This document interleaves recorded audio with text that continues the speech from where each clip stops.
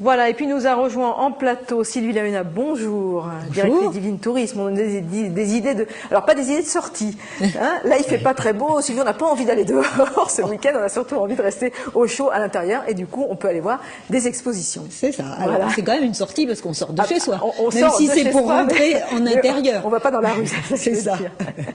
Alors effectivement, il y a plein d'expositions en ce moment dans les Yvelines. Certaines d'entre elles sont déjà commencées depuis un moment, mais elles sont prolongées tellement elles ont du succès. Alors nous avons notamment au château de Versailles une exposition Château de Versailles raconte le mobilier national. C'est une exposition magnifique avec donc des créations du mobilier qui date du garde-meuble de la couronne jusqu'à nos jours. Donc ça peut être du mobilier ancien, du mobilier contemporain. Et puis on nous raconte comment les appartements du château de Versailles auraient pu être décorés, être organisés si le pouvoir était resté à Versailles. Alors on en profite. Si tout n'avait pas été pillé. C'est ça. Et puis le château de Versailles aurait pu même être vendu à une certaine époque. Donc on peut visiter cette exposition puis aller, pourquoi pas, au petit salon de thé Angelina pour pouvoir goûter le fameux chocolat. Et manger le petit macaron qui va bien. C'est ça, voilà. On fait pas de publicité, mais tant pis. Non, mais c'est ça. Puis quand il fait froid, on a plus envie de sucreries. Du fameux chocolat chaud. Et puis il y a d'autres expositions pas trop loin de Versailles, puisque c'est l'exposition qui a lieu au musée de la Toile de Jouy à Jouy en Josas, qui s'appelle Partie de campagne. Celle-là, elle a lieu jusqu'au 3 janvier. Alors Partie de campagne, on découvre les différentes toiles de Jouy qui décrivent des paysages bucoliques, les fermières, les bergères, tout le monde du végétal, le jardin rêvé, le jardin de ville. Et puis, à la sortie de cette exposition qui est magnifique, on peut même acheter des petits cadeaux de Noël dans la boutique Oberkampf qui vous propose des vêtements, des accessoires de déco, voilà, des petits sacs, enfin tout un tas de choses merveilleuses. Et il y a même aussi un petit salon de thé dans ce merveilleux musée. En fait, Sylvie, on a trouvé le truc. Je suis une gourmande. En fait, on va faire le salon de thé ce week-end. Alors, ensuite, on va au château de Breteuil. Je ne sais pas s'ils ont un salon de thé au château de Breteuil. C'est ça la thématique de la journée, c'est les salons de thé. Alors, les expositions, ça va souvent avec. Oui, alors, le château de Breteuil, lui, ouvre ses malles. Et il ouvre ses malles jusqu'au 8 janvier.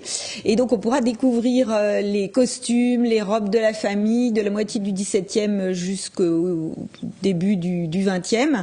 Et donc, c'est une exposition merveilleuse parce que les costumes sont extrêmement bien conservés. Ils étaient effectivement dans des malles. Alors, ils ont été sortis des malles pour l'occasion. Il y a aussi des épingles à chapeau, des petits sacs, tout un tas de choses merveilleuses qu'on peut découvrir à cette occasion dans ce château qui est quand même ouvert déjà depuis 40 ans maintenant. Ce qui est très intéressant dans ce château de Breteuil, c'est que c'est un château qui appartient à la famille depuis des générations des générations.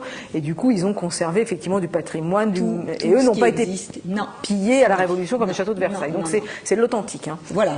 Et c'est souvent même le propriétaire qui fait découvrir son château. Donc c'est quand même merveilleux de pouvoir converser avec le marquis de Breteuil lui-même. Tout à fait. Et qui vous fait découvrir l'histoire de sa famille. Voilà. Saint-Germain-en-Laye maintenant. Saint-Germain-en-Laye, c'est complètement différent. Là, c'est une exposition sur un peintre, hein, bien sûr, puisque c'est le musée Maurice Denis, le prieuré, qui propose une exposition sur Maurice Denis et la Bretagne. Alors, Maurice Denis, c'est un abysse, donc un style de peinture. Vous pourrez y découvrir là tout ce qui a fait son inspiration en Bretagne, donc le ciel, l'eau, la terre. C'est coloré. C'est coloré. C'est une exposition qui est extrêmement jolie. Je sais pas si on a des images, mais effectivement, les nabis, c'est quand même très coloré. Ah oui, c'est gai. Et il y a une petite chose en particulier, moi, qui m'a beaucoup plu dans cette exposition et qui est assez étonnante. C'est un film des années 1920, je crois, où on voit le ramassage des algues sur une plage à l'époque. Donc l'époque où effectivement on peignait ce type de tableau. Et c'est assez étonnant de voir comment les premiers films de l'époque ont été tournés. Et puis il y a un décalage énorme entre, c'est pas il y a si longtemps que ça finalement, c'est le début du siècle dernier, mais il y a un tel décalage avec maintenant, c'est étonnant.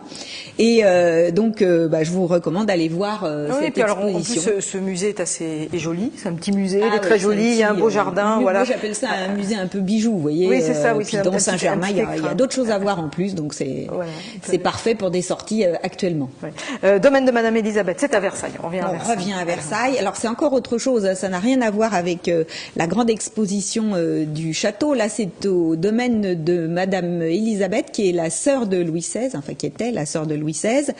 Et là, il y a une exposition sur Dessine-moi un château. Donc c'était un projet pédagogique, et artistique et culturel qui a été mené entre les écoliers donc des Yvelines et des écoliers d'Éthiopie. Et donc ce projet a donné lieu à des dessins des enfants sur le thème château, fontaine, parc, et puis après qui ont été réinterprétés par des photographies. Donc là c'est une exposition qui est assez étonnante et extrêmement gaie et colorée elle aussi. Oui, par les enfants, c'est toujours gai et coloré. Ce sont des enfants qui sont très gais et ça a lieu jusqu'au 29 janvier. Tout à fait. Alors, maintenant, le musée promenade de Marly-le-Roi pour tout découvrir de Mayol. C'est intellectuel aussi, c'est la création artistique. C'est Mayol, cette fois-ci, Aristide Mayol, dont on fête le 150e anniversaire de la naissance. Il a peint dans des ateliers à Marly, il a sculpté aussi, et donc on va découvrir au musée promenade de Marly-le-Roi un certain nombre de ses œuvres, et c'est une exposition qui va durer jusqu'au 29 janvier cette fois-ci. Voilà, là on va maintenant partir très loin. Oh là là, on va partir loin. Oui. On va monter dans le nord, dans le nord, dans le nord. Mais on reste dans les Yvelines quand même, malgré tout. Hein. Allez, on va aller, en tout cas pas très loin d'ici de notre plateau, puisqu'on va aller, à l'office de tourisme là, de Saint-Quentin en Yvelines. Saint-Quentin, pour parler du terme de la Laponie. Ah oui, c'est pour ça. Donc c'est pour ça qu'on va loin. Effectivement, la Laponie et le lien avec notre époque actuelle, c'est le Père Noël, bien sûr, puisqu'on va nous faire découvrir donc à l'office de tourisme de Saint-Quentin en Yvelines des contes où on va parler des reines, du Père Noël, des terres enneigées. Donc ça permet d'être complètement dépaysé, assis sur des coussins. Il y a un décor formidable. Hein. Oui. On est comme dans une forêt de pins quand on est dans ce. Voilà, on se croirait pas à Saint-Quentin en Yvelines, hein, donc on voyage sans voyager, c'est ça qui est bien. Voilà, on attend la neige maintenant. Enfin, on l'attend ou pas, ça dépend. Et puis une dernière idée, c'est à Rambouillet, le musée Rambaud-Litrin. Oui. Alors le musée Rambaud-Litrin, qu'est-ce qu'on y découvre dans ce musée? On y découvre actuellement la magie de l'infiniment petit. Et donc cette magie de l'infiniment petit, effectivement, on voit une photo. On a jusqu'à l'infiniment petit, c'est vraiment une locomotive qui tient dans une coquille de noix et qui fonctionne et qui s'allume. Donc effectivement, c'est assez magique.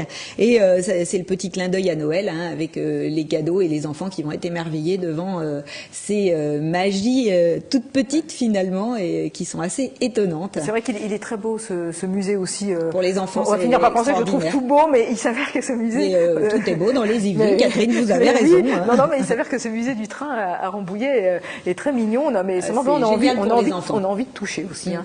Donc voilà, découvrir jusqu'au 8 janvier. Merci Sylvie Lavena d'être venue en plateau. Je vais parler d'un autre musée. Vous en avez pas parlé, c'est le musée national de Port-Royal des Champs à Manille.